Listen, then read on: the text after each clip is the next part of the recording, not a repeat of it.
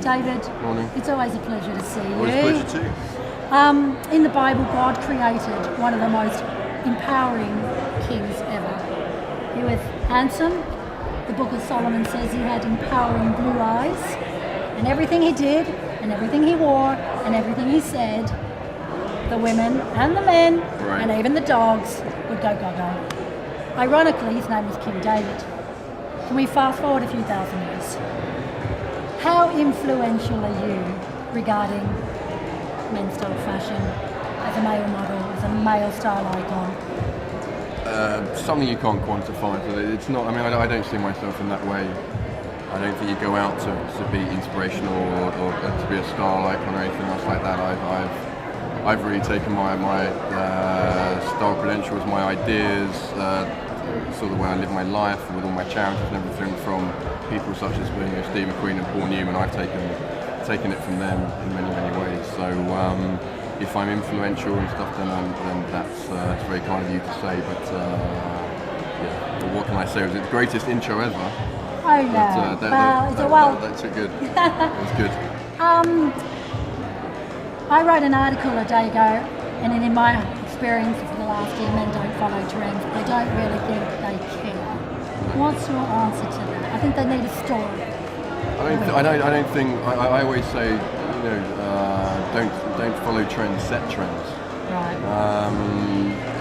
Men not really sort of following trends, I think, is in some ways a good thing. I think really you have to find your own style, what you're comfortable in, whatever that will be, and try and have the confidence to put it off. I don't follow trends. I never have since the day you met me. When everyone else has been in tapered trousers, I've been in sort of wired 50s pants. When everyone's came in, I came in the strawberry hats. When everyone started wearing strawberry hats, I come without a hat. And it's different things like that all the time. It's but everyone at the moment, what I've been witnessing, and I've been seeing on television and friends and everything else, is that everyone is now in three-piece suits. Absolutely everyone. Does the suit empower men? A suit does empower me. Of course it does. James Bond wears a suit. Yeah. Well, we'll get that a little bit later about you, okay. James. We all have our David versus Goliath moment earlier on in our career. What would have been yours? David versus Goliath. My goodness. The Tonk Man comes to mind. Tonk Man? Yeah, or the lack of. I think really it was me. If I can say anything, it was probably me versus the way that the male model was perceived. There wasn't actually really anyone I was against. It was this stereotypical view of what the male model could do, what he could achieve, and how far you could go with it. And if anything, hopefully I've won that battle. Can we talk about all your love affairs with cars? You can. Cars, you can. I'm working with superbike riders. I've got a real passion for those guys. I'm going to hang around MotoGP next week. Formula 3 is coming at me, okay. Formula 1. And I'm on a real big mission because the athletes are saying, Gracie, look, we're focused on the game, we're focused on the race. Our image off track, it's not important.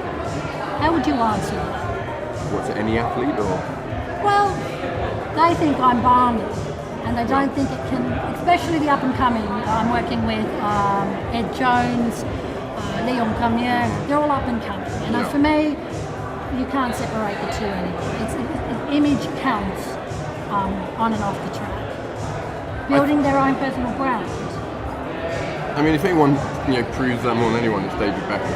And I think a lot of people are sort of taking him as the pinnacle of how to build a brand and gone from there. So yes, it's important. It's depending on, I think, if people really want to be in the public limelight. And I think with athletes, they can let their performances really sort of tell the story about them. Really, it's not about their public appearance.